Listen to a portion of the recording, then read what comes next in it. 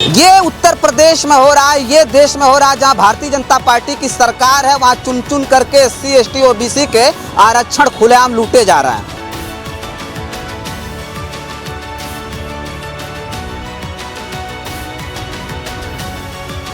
पूरे उत्तर प्रदेश में ये बताने की कोशिश की जा रही है कि ओम प्रकाश राजभर वो काम करने जा रहे हैं, वो सामाजिक न्याय समिति की रिपोर्ट लागू करवाने जा रहे हैं जो 2001 से इस प्रदेश में लंबित है।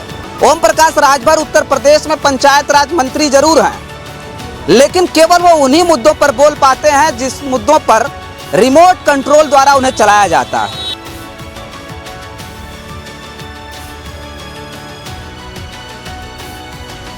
लेकिन अब जो ओम प्रकाश राजभर पत्र लिख करके ये बताने में लगे हुए हैं कि जो 27% ओबीसी का आरक्षण है, इसमें बंटवारा करके हम लोगों को संपूर्ण भागीदारी देने जा रहे हैं।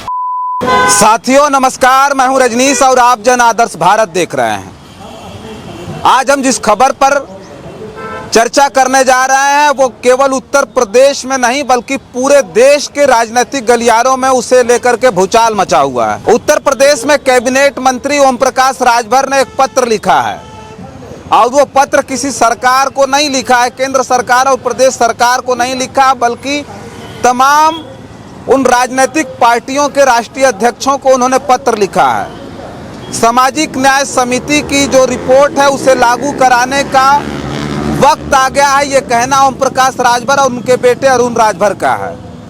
वो बता रहे हैं कि सामाजिक न्याय के लिए एक नई ललकार है। जो पत्र ओम प्रकाश राजभर ने लिखा है उस पर तो चर्चा करेंगे ही करेंगे और ये भी बताने की कोशिश करेंगे कि ये पत्र किसकी सोची और समझी साजिश है। ओम प्रकाश राजभर जो पंचायत राज मंत्री और इससे पहले वाली सरकार में भी वो मिनिस्टर रहे, सरकार में रहे, सत्ता में रहे और उस वक्त भी खुले मंचों से दम भरते थे कि सामाजिक न्याय समिति की जो रिपोर्ट है वो लागू क्यों नहीं हो रही है, वो लागू हम करवा के रहेंगे। जिसके लिए अब उन्होंने पत्र लिखा है और वो पत्र लिखा है तमाम राजनीतिक दल जो है Bharatiya Janata party, Samajwadi party, RJD, Bahujan Samaj party, अपना दल यस, निषाद पार्टी के राष्ट्रीय अध्यक्षों को उन्होंने लेटर भेजा है। लेटर लिखा है, उस लेटर को लेकर के सोचिए कि पूरे उत्तर प्रदेश में ये बताने की कोशिश की जा रही है कि ओम प्रकाश राजभर वो काम करने जा रहे हैं, वो सामाजिक न्याय समिति की रिपोर्ट लागू करवाने जा रहे हैं जो 2001 से इस प्रदेश में लंबित है। उस सामाजिक न्याय समिति की जो रिपोर्ट है उस पर आज चर्चा इसलिए हम कर रहे हैं कि ओम प्रकाश राजभर के बेटे ने भी बहुत बड़ी बात लिखी है। उन्होंने ओम प्रकाश राजभर के अनुसार, ओम प्रकाश राजभर ने जो चिट्ठी में जिक्र किया है सामाजिक न्याय समिति का हवाला देते हुए उसमें ओबीसी के आरक्षण को 3 कैटेगरी में बांटने की वकालत की है, जिसमें पिछड़ा वर्ग, अति पिछड़ा वर्ग और उसके साथ साथ सर्वाधिक पिछड़ा वर्ग का नाम उन्होंने दिया है। 27% जो पिछड़ा वर्ग का जो है आरक्षण है, जिसमें 3 कैटेगरी उन्होंने बनाई है और साफ तौर पर उन्होंने कहा है कि अब ये सामाजिक न्याय समिति की रिपोर्ट हम लागू करेंगे और इसके लिए उन्होंने पत्र लिख करके लोगों का सुझाव मांगा है।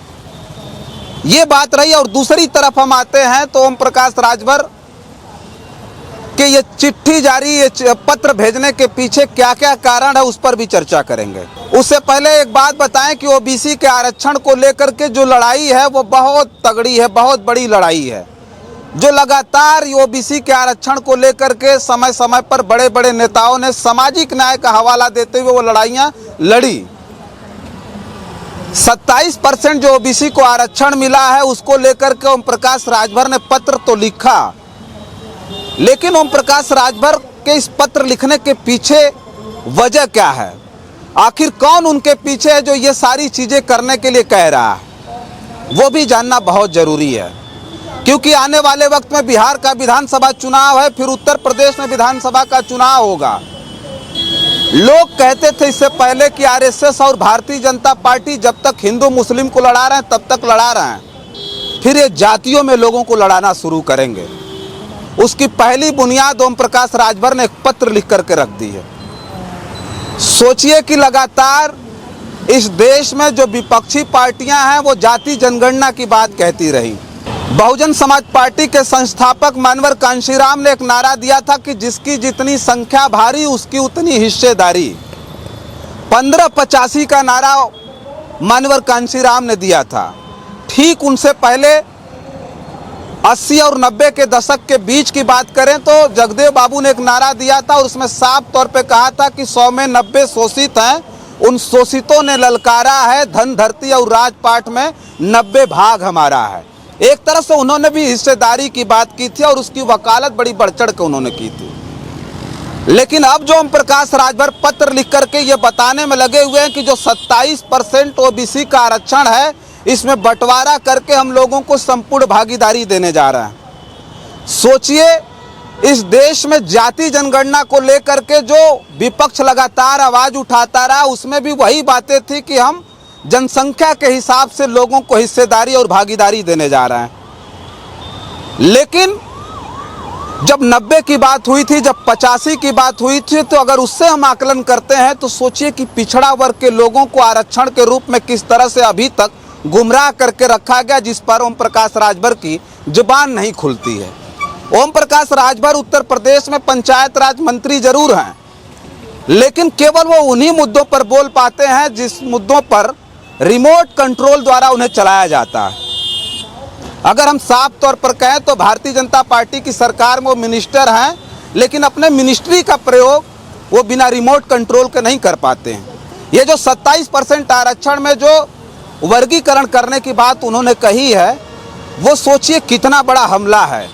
हमला ये है कि अभी जाति जनगणना को लेकर के अभी तक कुछ भी साफ नहीं हो पाया। हालांकि देश के प्रधानमंत्री नरेंद्र मोदी ने यह कह दिया था कि इस देश में जाति जनगणना होगी, कह करके जाति जनगणना के मुद्दे को खत्म तो किया उन्होंने, लेकिन अब तक कोई भी चीजें शुरू नहीं हुई कि जाति जनगणना इस देश में होगी कि नहीं होगी।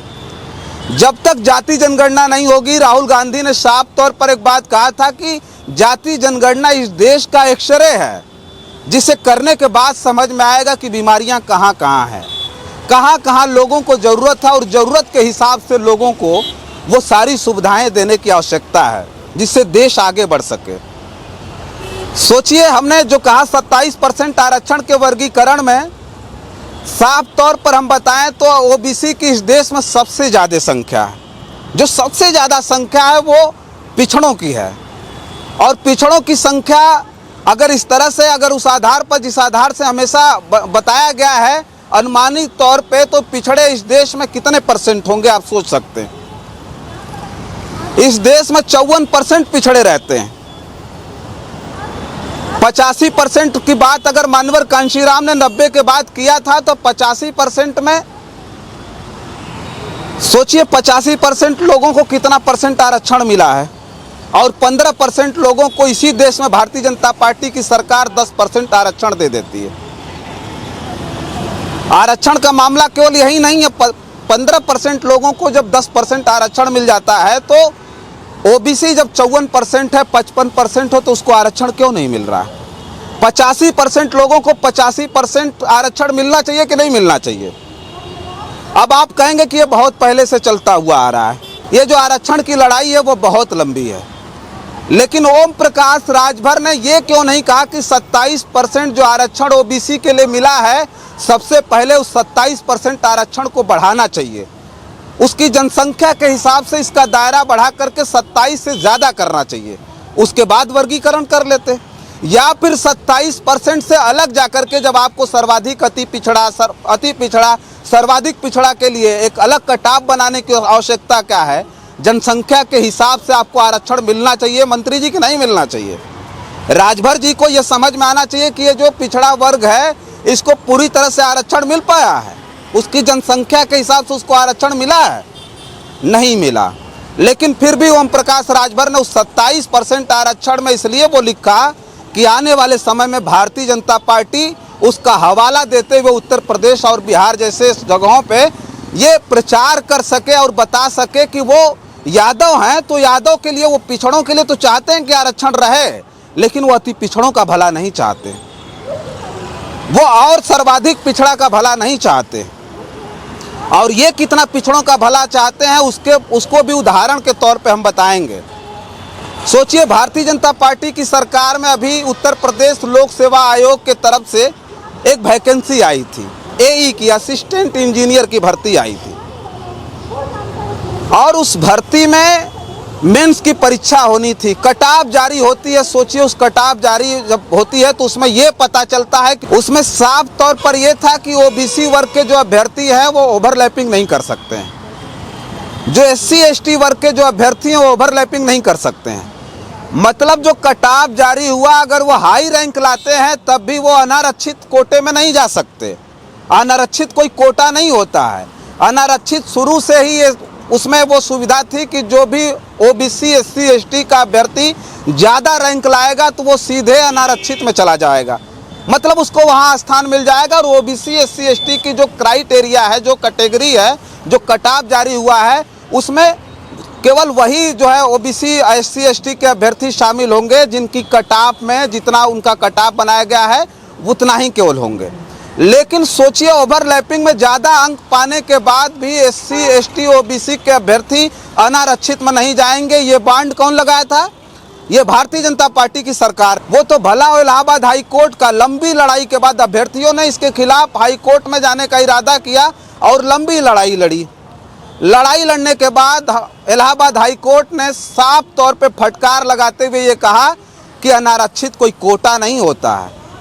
जो भी बच्चे ज़्यादा अंक लाएंगे, चाहे एससी एसटी का हो, ओबीसी का हो, तो वो ऑटोमेटिक अनारक्षित में चला जाएगा। सोचिए, एई की अभी मेंस की परीक्षा होनी थी सितंबर में, उसे निरस्त कर दिया गया। ये उत्तर प्रदेश में हो रहा है, ये देश में हो रहा है जहां भारतीय जनता पार्टी की सरकार है, वहां चुन चुन करके एससी एसटी ओबीसी के आरक्षण खुलेआम लूटे जा रहे हैं। लेकिन ओम प्रकाश राजभर जैसे मिनिस्टर अपने मुंह पर, सोचिए कि वो टेप लगा करके बैठे, वो कुछ बोल नहीं पा रहे हैं। उनके बेटे ज्ञान दे रहे हैं आरक्षण पर, सोचिए उनके दोनों बेटे ज्ञान दे रहे हैं, लेकिन इन्हें इतना पता नहीं कि ओबीसी का आरक्षण जो चुन चुन करके लूटा जा रहा है वो उसकी वकालत कौन करेगा। ये मंत्री हैं, ये मिनिस्टर हैं, और उसकी वकालत ये नहीं कर पा रहे हैं। ये वकालत कर रहे हैं कि जो 27% आरक्षण है, और ये कोई जो है ये सामाजिक न्याय समिति की जो रिपोर्ट है वो लागू नहीं करने जा रहे हैं, बल्कि ये भारतीय जनता पार्टी के इशारे पर वो करने जा रहे हैं कि जो विपक्षी दल हैं, जो साफ तौर पर अखिलेश यादव ने पीडीए का नारा दिया। अखिलेश यादव साफ तौर पे कह रहे हैं कि हम दलितों पिछड़ों के आरक्षण के लिए हम वो सारा कुछ करना चाहते हैं। हम चाहते हैं कि उस तरह से जो है उनको आरक्षण मिले कि आने वाले समय में उन्हें कोई दिक्कत ना हो। उसमें ये झगड़ा लगाने जा रहे हैं, वो समझाएंगे। ये भारतीय जनता पार्टी के नेता अब इनके कंधे पर बंदूक चला करके आने वाले वक्त में चुनाव में ये बताएंगे कि अखिलेश यादव, तेजस्वी यादव, राहुल गांधी जैसे लोग आरक्षण की बात तो कर रहे हैं। खास करके यहाँ टारगेट अखिलेश यादव, तेजस्वी यादव को किया जा रहा है कि ये आरक्षण की बात तो कर रहे हैं, लेकिन नहीं चाहते हैं कि अति पिछड़ा का बेटा उसको वास्तविक आरक्षण मिल सके। मायावती को इसलिए टारगेट किया जा रहा है कि आने वाले वक्त में यही बताया जाएगा कि सामाजिक न्याय समिति की रिपोर्ट लागू तो करना चाहते थे ओम प्रकाश राजभर, लेकिन अखिलेश यादव, मायावती और तेजस्वी यादव जैसे नेता पिछड़ी जाति के नेता नहीं होने दिए। हालांकि इसमें कुछ होना नहीं है, सामाजिक न्याय समिति के लागू होने की केवल इन्होंने पत्र लिख दिया, वो भी आखिरी वक्त में। सोचिए, बिहार में चुनाव है और उत्तर प्रदेश में चुनाव है, लेकिन उससे पहले इन्होंने पत्र लिख करके ये केवल भारतीय जनता पार्टी के इशारे पर वो काम करने जा रहे हैं जिसकी वजह से उन्हें लाभ मिल सके। और इन तमाम नेता जो दलितों और पिछड़ों की लड़ाई लड़ रहे हैं, उन्हें आने वाले वक्त में जनता के बीच जाकर के उनके अंदर भ्रम फैला करके किसी भी तरह से इन्हें सत्ता तक पहुंचने से रोक दिया जाए। हालांकि हम यहाँ किसी राजनीतिक दल को प्रमोट करने नहीं आए हैं, लेकिन हम साफ तौर पर वो चीज़ बताने आए हैं, क्योंकि हमारी जिम्मेदारी है कि हम वो चीज़ आपको बताएं जो सच्चाई है। सोचिए, ओम प्रकाश राजभर जैसे लोग पिछड़ों के अभ्यर्थियों के, पिछड़ों की भर्तियों में किस तरह से उनके आरक्षण को लूटे जा रहे हैं। 69,000 जो भर्ती हुई, सोचिए 69,000 भर्ती आज से नहीं, कई वर्षों से पिछड़ी जाति के जो अभ्यर्थी हैं वो लगातार चिल्लाते रह गए, चाहे वो भरी बरसात हो, चाहे कड़ी धूप हो, कड़कड़ाती ठंड हो, बिजलियां गिर रही, उसमें भी बैठ करके वो प्रदर्शन करते रहे अपने हक और अधिकार के लिए।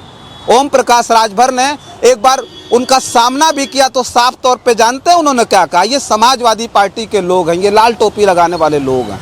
इस तरह की बात कह करके अभ्यर्थियों पर कितना बड़ा इल्ज़ाम लगाया था। ओम प्रकाश राजभर जैसे लोग उस 69,000 भर्ती में जो आज तक जो पिछड़ी जाति के अति पिछड़ी जाति के जो अभ्यर्थी हैं आज तक जो लड़ाई लड़ रहे हैं उस पर नहीं बोल पाए। भारतीय जनता पार्टी की जो सरकार है वर्तमान की सरकार कोर्ट के आदेश के बाद भी सोचिए आज तक उनका कोई हला भला नहीं कर पाई। और ओम प्रकाश राजभर आरक्षण लागू करने की बात कर रहे हैं, आरक्षण में वर्गीकरण की बात कर रहे हैं। 54% इस देश में अगर ओबीसी है तो उसे आरक्षण 27% मिला, मतलब आधा मिला है। लेकिन जो 15% हैं,